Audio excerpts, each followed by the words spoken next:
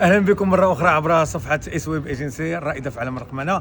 في الاستضافه ديالنا احد الاطر ديال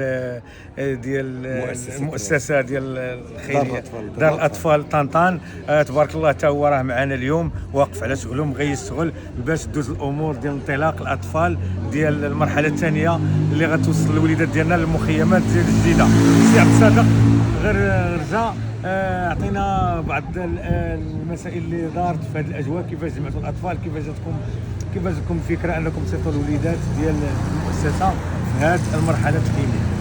واش غادي نقول لك، ما خلات لينا المؤسسه ديال اسويب ما نقولوا من حيث التنظيم واحد تنسيق رائع. هذه العمليه ديال السفر ديال الاطفال للمخيم الجديده خلال المرحله الثانيه ما يمكن لي الا نتقدم لهم بالشكر وبعباره التشجيع، لانه هذا الشيء اللي بهذه الطريقه باش كيشتغلوا هي طريقه اولا الرقمنه بواحد الشكل اللي هو ممتاز ورائع، وما يمكن لي الا نقول لهم فمزيدا من العطاء ان شاء الله. كيفاش الاطار ديال السي عبد الصادق غرزه معروف كاطار في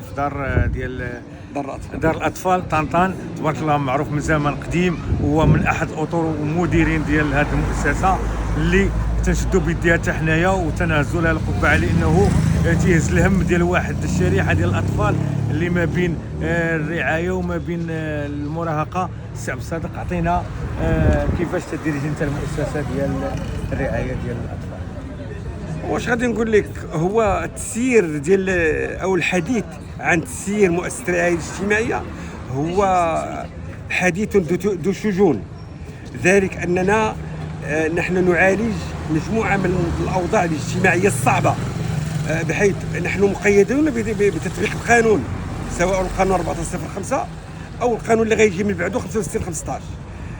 كنعرفوا جيدا على انه القانون وضع الاليات ديال التدبير الاداري والمالي والتربوي لهذه المؤسسات هذه، وحنا كنشتغلوا في هذا الاطار هذا.